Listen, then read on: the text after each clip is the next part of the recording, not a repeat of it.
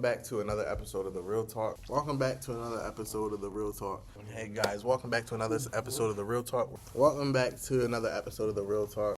Welcome back to another episode of The Real Talk. Welcome back to the final episode of The Real Talk with your host, Julian Solomon.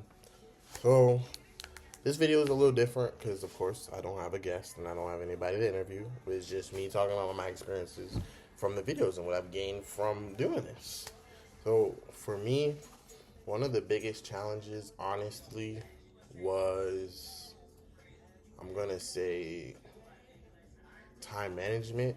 And, like, we're gonna do 2-for-1, time management and procrastination. Because it was like, I'd be motivated to get all my videos done and to do everything, and I know I could get it done in the moment, but it was like one of them things I know I could brush off at the same time. Like I felt as if I could have waited to the end, like when it was like those last few days and really get everything done and turned in right there.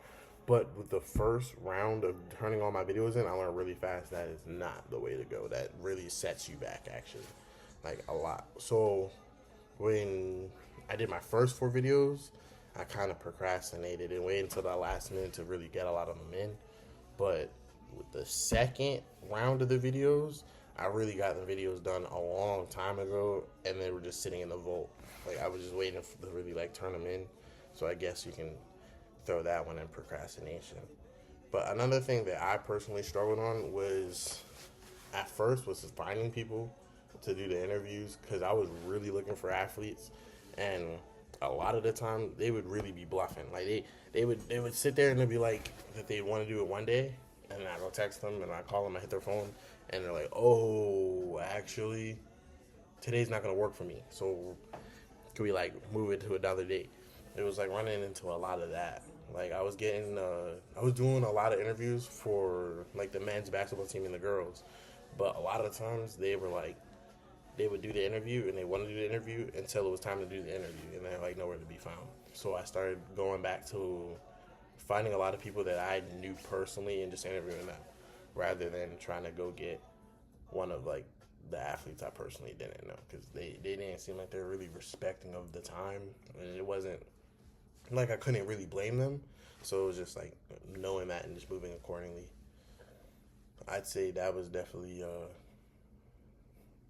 definitely one of the biggest challenges, was just finding the right people to interview, because I didn't want to put people that I knew that I didn't necessarily know how they were going to interview, if that makes sense, like how they were going to talk and how they were going to react.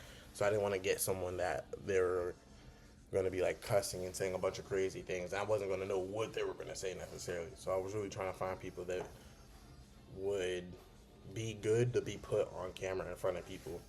And that I think you can see that through a lot of the people that I put on the videos. And then also just engaging people the right way. Like one of my the questions I was asking all of the people I've interviewed was like, what's their favorite food spot that they found in Maryland, or if Maryland has better food than where they're from. Like something to break ice, to break tension, to get them out of character a little bit. Just something to like make them more comfortable. And I think by doing that, that kind of opens up the conversation more. Because if you get your interviewee comfortable and they're cool, then it's like the conversation just goes a lot smoother, I'd say. And they'll give you better insight. Like when I was interviewing Sadiq, like, and I asked him like about the food, that turned into like a whole little side conversation about where he's really from. And then if y'all watch the video, Sadiq's from Philly, so it just little things of like really getting people out of their comfort zone, while also me getting out of my comfort zone, because I personally want to start making content. So this kind of showed me that I am capable of doing it, and it's more or less of like just me wanting to go out and get it.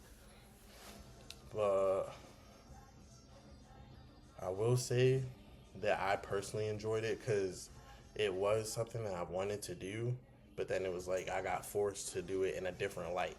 Like I would have never on my own went out and was doing sports interviews with people. That's not something I'd personally do. But because of the class I took, it made me have to go do it. So it was like, it put me in an uncomfortable situation.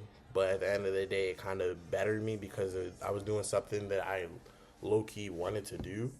It just wasn't in the same light that I thought I was going to do it in. But other than that, I had a great time, great experience. I can't really talk bad about anything. It wasn't a bad experience. I think everyone who is doing sports management definitely should try it, or definitely take the class. It's worth it for sure. It's going to tell you and teach you a lot about yourself. But that's all I got. It's been a great semester, final episode of the Real Talk. We'll see y'all on the other side.